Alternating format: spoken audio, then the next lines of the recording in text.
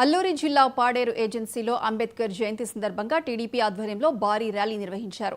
Paderu ITDA నుంచి అంబేద్కర్ కూడలి వరకు విద్యార్థులు, ప్రజాప్రతినిధులు ర్యాలీ నిర్వహించి అంబేద్కర్ విగ్రహానికి పూలమాల వేసి నివాళులర్పించారు. ఈ కార్యక్రమంలో ఎంపీ తనూజారాణి, మాజీ ఎమ్మెల్యే గిడ్డి ఈశ్వరితో పాటు పలువురు అధికారులు పాల్గొన్నారు.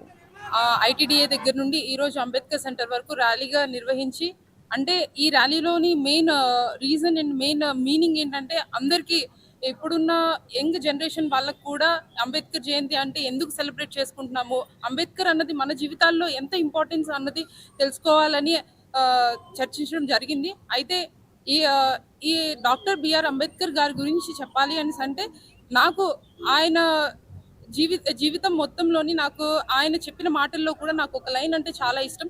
ఒక కమ్యూనిటీ డెవలప్ అయ్యింది అని అంటే ఆ కమ్యూనిటీలోని women empowerment and women development జరిగితేనే ఆ కమ్యూనిటీలోని డెవలప్మెంట్ జరిగింది అని చెప్పి ఆయన బలంగా నమ్ముతారు. ఆ విషయం నాకు చాలా బాగా నచ్చిన విషయం. ఎందుకు అని అంటే ఆయన ఉమెన్ ఎంపవర్మెంట్ గురించి కూడా చాలా రకంగా ముందుకు తీసుకుని వచ్చారు.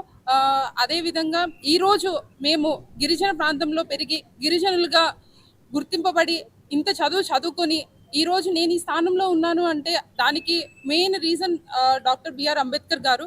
కాబట్టి ఆయన జయంతిని ఈరోజు ఇంత ఘనంగా మేము నిర్వహించుకుంటున్నాం.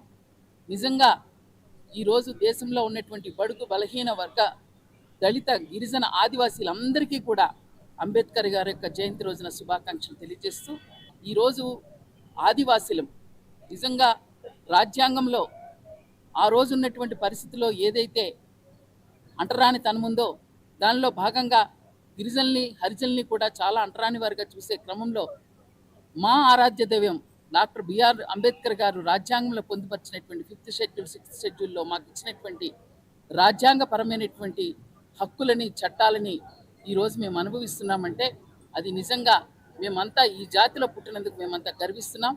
ఖచ్చితంగా వారు కోరినటువంటి ఆశయాల లక్ష్యాలు ప్రజాస్వామ్యాన్ని కాపాడాలి, డెమోక్రసీని కాపాడుకున్నప్పుడు ఖచ్చితంగా ప్రజలు సుభిక్షంగా ఉంటాం. ఈ బడుగు బలహీన దళిత గిరిజన హరిజన ఆదివాసీలందరికీ కూడా సమానంగా హక్కులు, చట్టాలు కాపాడుకోగలుగుతాం. వీటన్నిటిని చేయాలంటే ప్రస్తుతం ఉన్నటువంటి ప్రభుత్వాలతో పాటు ప్రజలు కూడా భాగస్వామ్యమై మన ప్రజాస్వామ్యాన్ని మనం పరిరక్షించుకుందామని ప్రతి ఒక్కరికి నేను తెలియజేస్తూ వారి యొక్క ఆశయ లక్ష్యాలని మనం పాటిద్దామని చెప్పి మరొక్కసారి తెలియజేస్తూ అందరికీ హృదయపూర్వక ధన్యవాదాలు. Thank you. జయంతిని ఈరోజు ఇంత ఘనంగా